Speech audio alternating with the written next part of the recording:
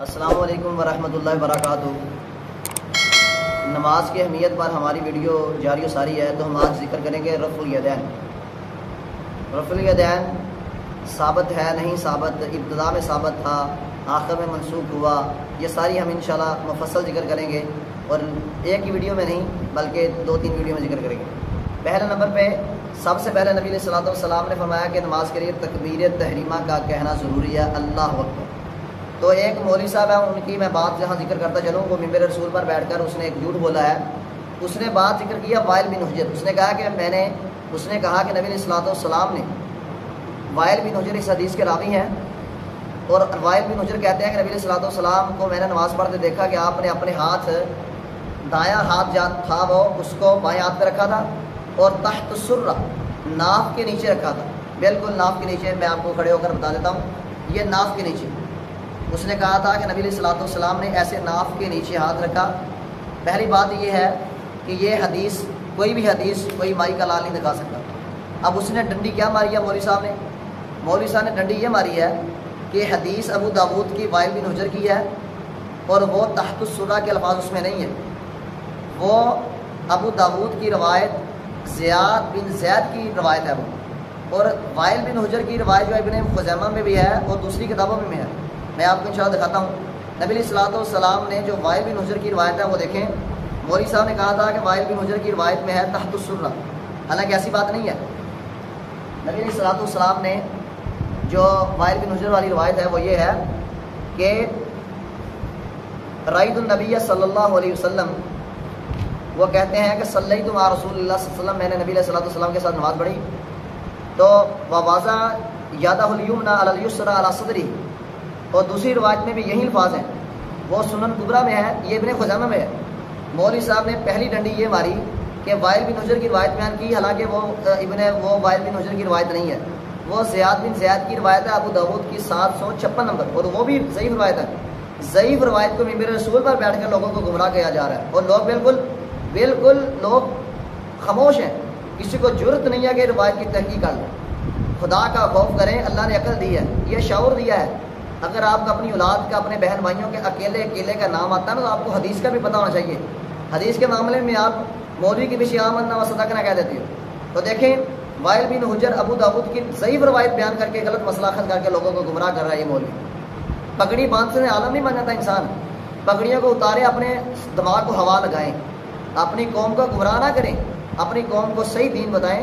تو نبی علیہ الصلوۃ والسلام، وائل بن حجر کی جو روایت میں نے بیان کیا، تو آپ نے نبی علیہ الصلوۃ والسلام نے ایسے ہاتھ اٹھائے۔ نبی علیہ الصلوۃ والسلام سے یہ ثابت ہے رفع الیدین، اس کے اوپر امت کا اجماع بھی ہے۔ اس کے اوپر پہلے ہم بات کریں گے رفع الیدین کے اوپر، کہ بعض لوگ رفع الیدین میں شک کہتے ہیں کہ مرد اور عورت کا رفع الیدین مختلف ہے، حالانکہ مختلف نہیں ہے۔ رفع الیدین تمام مرد اور عورتوں کے ایک جیسا ہے۔ نبی علیہ الصلوۃ والسلام نے ایسے ہاتھ اٹھائے، کانوں کی لو کے برابر کیے، پھر آپ علیہ الصلوۃ والسلام نے دایاں ہاتھ جو ہے بائیں کے اوپر رکھا، اور اعلیٰ صدری ہی، تحت السرہ والے الفاظ جو ضعیف روایت ہے، اعلیٰ صدری ہی، اپنے ایسے سینے کے اوپر ہاتھ باندھے۔ تو اسی لیے اس کے بعد پھر آپ علیہ الصلوۃ والسلام نے فاتحہ پڑھی۔ فاتحہ کے اوپر ہم الگ ویڈیو بنائیں گے۔ فاتحہ پڑھی، فاتحہ جو ہے اس کے اوپر الگ ویڈیو بنے گی، لیکن فاتحہ پڑھنے کے بعد آپ علیہ الصلوۃ والسلام نے کوئی سورت پڑھی، اس کے بعد پھر آپ نے ہاتھ اٹھائے، پھر رفع الیدین کیا، پھر آپ نے جو ہے وہ ٹخنوں کو جو رکوع کیا، رکوع سے اٹھے، پھر آپ نے ہاتھ اٹھائے۔ 400 صحابہ کرام یہ حدیث روایت کرتے ہیں، 400 صحابہ کرام رفع الیدین کی۔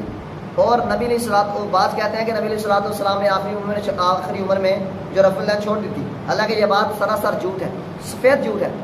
حضرت مالک بن حویرث رضی اللہ تعالیٰ عنہ 9 ہجری میں مسلمان ہوئے۔ آپ علیہ الصلوۃ والسلام کی وفات 11 ہجری میں ہوئی، 9 ہجری میں مسلمان ہو کر آپ واپس گئے، ہجر الموت آپ کا علاقہ تھا۔ 2 دفعہ نبی علیہ الصلوۃ والسلام کے پاس آئے، 9 ہجری میں اور 10 ہجری میں، اور 11 ہجری میں آپ علیہ الصلوۃ والسلام کی سفر کے شروع میں ہی سفر میں بیمار ہوئے، اور ربیع الاول میں آپ علیہ الصلوۃ والسلام کی وفات ہوگی۔ اس لیے نبی علیہ الصلوۃ والسلام سے رفع الیدین پر جو حدیثیں ہیں وہ متواتر ہیں۔ اب میں آپ کو بتاتا ہوں، اگر ہماری نہیں مانی جو اپنوں کی مان لو۔ علامہ انور شاہ کشمیری رحمۃ اللہ علیہ، یہ اہل سنت کے بہت بڑے امام ہیں، انہوں نے بھی کہا ہے کہ یہ متواتر حدیث ہے نبی علیہ الصلوۃ والسلام نے جو حدیث بیان کی رفع الیدین کی. حافظ ابن حجر فتح الباری میں ذکر کرتے ہیں 50 صحابہ کرام نے رفع الیدین کے ساتھ نماز سکھائی. حضرت محمد بن عمر بن عطا رحمۃ اللہ علیہ فرماتے ہیں کہ ابو حمید الساعدی 10 صحابہ کرام نے نماز پڑھا کے سکھائی اور ہر بار رفع الیدین کیا، رکوع سے جاتے ہوئے، رکوع سے اٹھتے ہوئے 2 رکعتوں کے بعد. اور صحابہ نے شہادت دی کہ بالکل آپ نے نبی علیہ الصلوۃ والسلام کی حدیث کے مطابق ہمیں نماز پڑھائی ہے.